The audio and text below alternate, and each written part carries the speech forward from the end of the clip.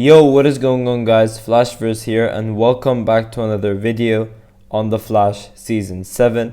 And for this video, I'll be going over some news that's just come out in terms of when The Flash is to begin production for its 7th season. And I'll also be going over stuff to do with DC Fandome and what we should expect from it. But before I go over anything, however, you guys don't forget to drop a like on the video and subscribe to the channel so you are aware of more Arrowverse content coming your way. Okay, so obviously we know that The Flash is eyeing for a January 2021 premiere date. In terms of how many episodes they're going to film by then, we don't know. But for this video, I'll be going over this article from Deadline, which does give us a more broader idea to when The Flash will resume production. So just like what I normally do with these article videos, I'll obviously go over them and I'll break it all down. Now this is also labeled to be exclusive and it starts off like this. Vancouver continues to be a bright spot in the fight against the pandemic and for Hollywood studios hopes to safely resume production. The situation remains fluid, but I hear Warner Bros. TV is planning for a late August start for the studio's Vancouver-based broadcast series. Because a 30-day notice to actors is required, the cast of a number of WB TV series filming in Vancouver this week receives letters from the studio informing them that their services for the 2020 to 2021 season will commence in August, subject to SAG approval. The planned start dates, which are tentative amid a virus spike in the US, vary for various shows. I hear they range between August 20 to August 27th. I hear the dates reflect when actors would arrive to Vancouver for a 2-week self-isolation required by British Columbia, the province that Vancouver is part of. Filming would start after the end of the quarantine period. So yeah, obviously, as we can see over here, most Vancouver-based studios are aiming for that late August to start production. Now, in terms of this, we obviously know that pandemic cases in the US are insane. And since most actors will have to move from the US to Vancouver, since most of them live in the US, they're obviously going to have to go to Canada early and serve their 2-week quarantine. Well, they have to serve 2 weeks either way. That's obviously before production starts to make sure that all these actors are nice and safe. But adding to that, obviously, there will be a couple of production rules that will be added to make sure sets are as safe as possible as well.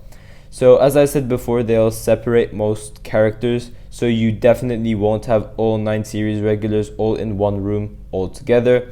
But also they'll have to reduce scenes which involve a big crowd and instead will have to maintain a small one. And most importantly, there will be a huge reduction to things like couple scenes for safety precautions, obviously.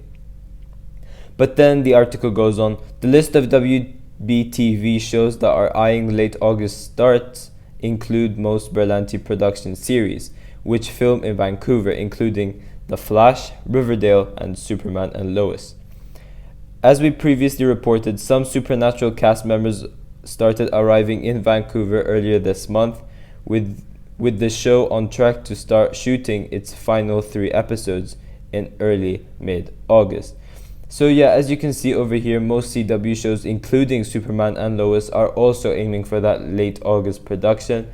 However, for shows like Legends, Supergirl, and Batwoman, I would assume both Legends and Batwoman will also resume production in around the same time. However, for Supergirl, it'll definitely be starting a lot later. I would say October-ish would be my best guess for Supergirl due to Melissa's pregnancy and her maternity leave and things like that. And obviously Black Lightning, they don't film in Vancouver, they film in Atlanta, so I have no idea what's with them.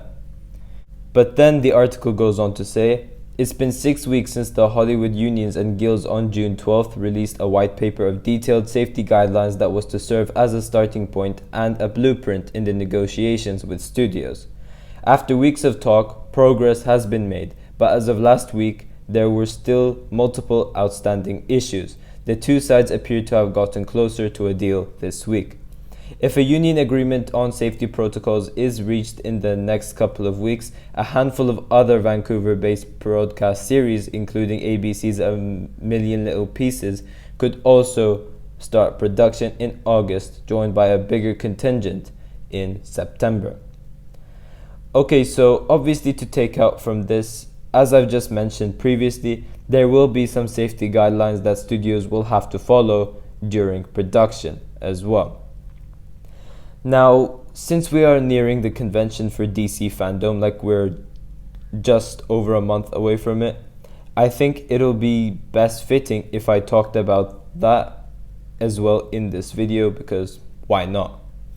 So what is it that we should expect from the Flash Season 7 convention in DC Fandome? Now, first off, I would expect us getting a mini trailer for the Flash Season 7. Now, normally when we get these season trailers during Comic-Con conventions and stuff, they normally consist of like the first 3 or 4 episodes. But as we know, most of Season 7 Episode 1 has already been filmed, since 90% of it is literally Season 6 Episode 20.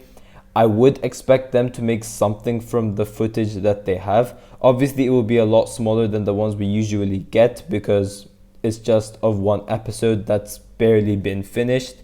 So I don't know, we could see a mini trailer, but we also may not see a trailer. Now, if we are to see the trailer, The Flash will be the only show that we will be getting actual footage of, because like the other shows such as Superman and Lois wouldn't have done anything by then.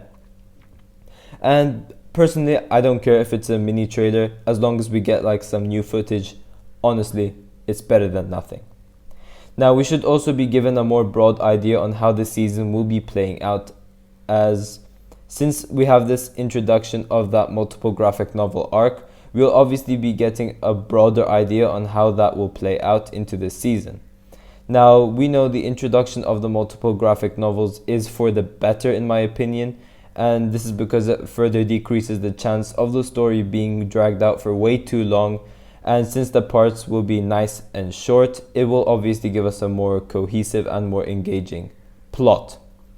And since we are getting more graphic novels, as I said in like previous videos, this will obviously mean more main villains, indicating to the fact that with this multi-graphic novel approach, we will be having more story opportunities to play along with, which is why I prefer the multi-graphic novel arc over just the 2 parts that we had for Season 6.